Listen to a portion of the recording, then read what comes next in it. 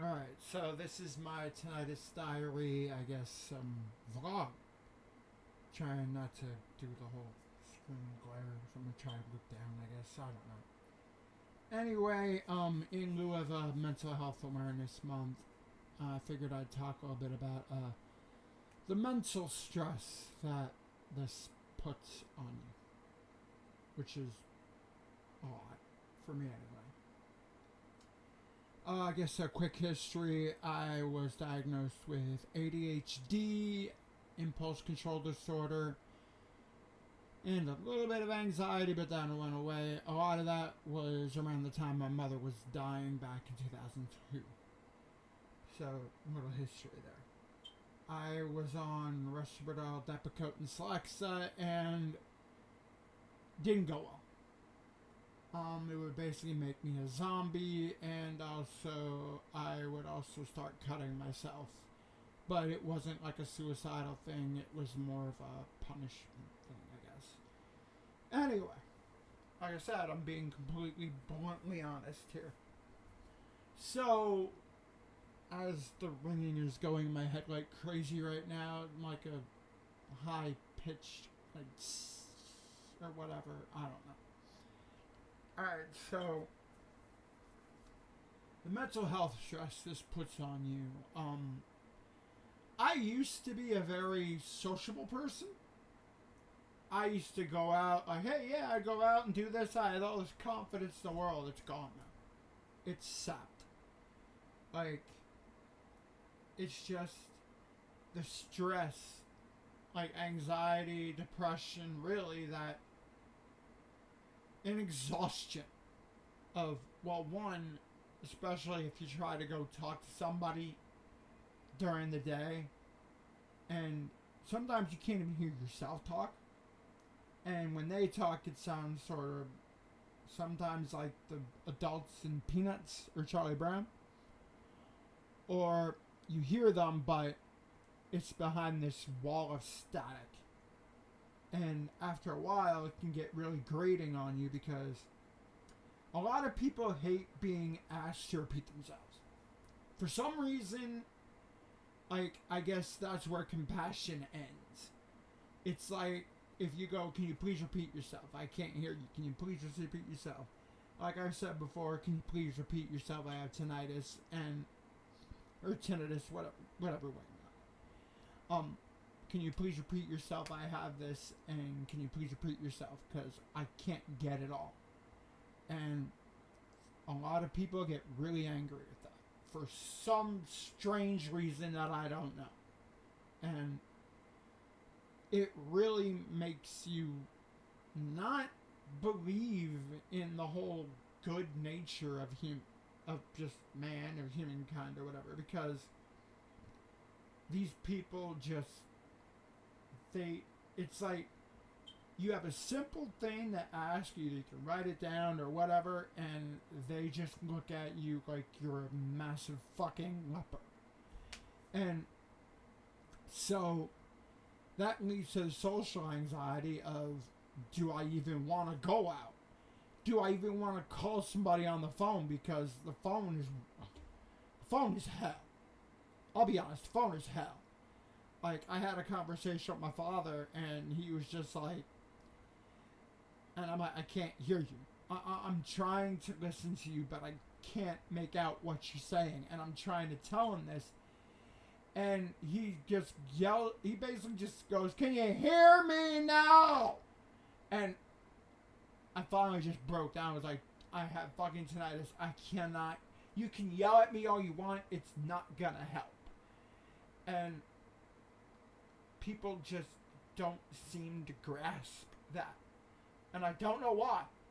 But, and what that does for people like me and other people, it leads to mental stress and anxiety and depression completely. Because one, you don't want to talk to anybody. Why?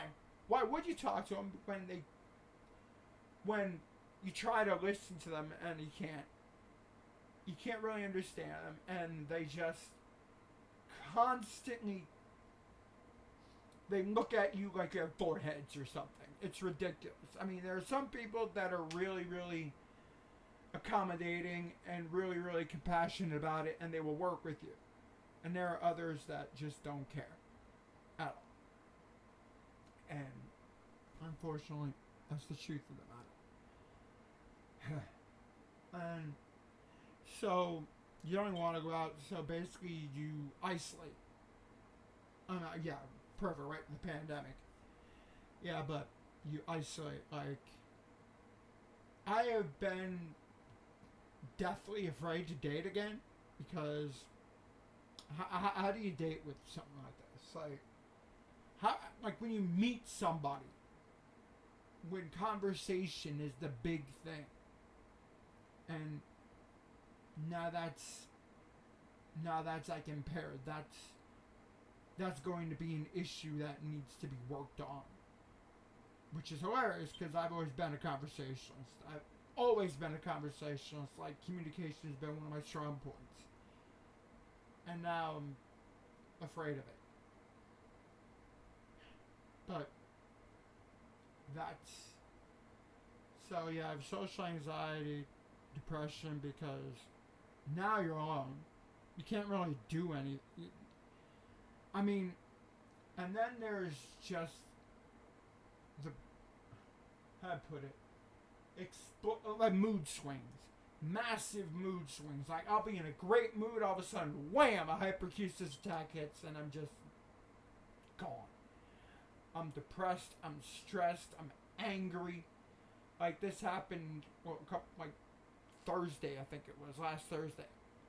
I was in a great mood at work, and then all of a sudden just one little thing triggered, and I was just really moody the rest of the day. Like, my coworkers even noticed that. Like, you were so happy. I'm like, yeah, I'm not anymore. And it's what this does to you.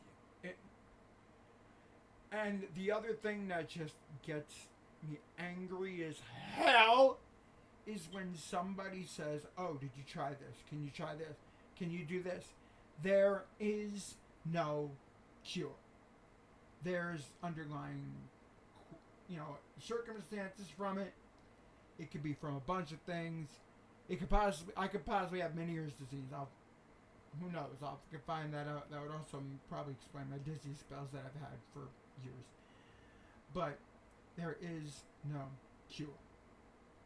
You can only manage it through controlled behavior techniques, or breathing, or like yoga and stuff. I don't know, I sound like a new agey fuck, but it's true.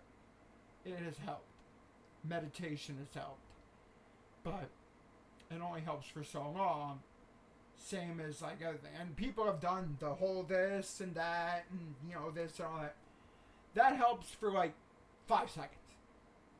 I've done the whole tap of the ear thing since last year.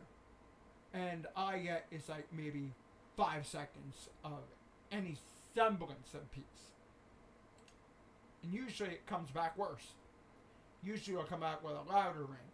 It'll come back with a whooshing or hyperacusis thing. It sounds like, how do I put it? It sounds like somebody dropping a knife on tinfoil.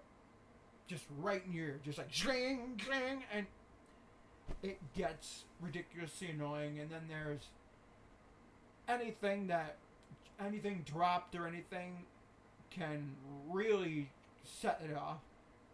Which is why I've really avoided live wrestling shows, because a random slam or somebody clapping, whatever, could just set it off. And I'll be miserable. But I'm going to go Saturday. I have some earplugs. I'm hopefully the buds or New Hero things I bought come soon. Pray to God that helps.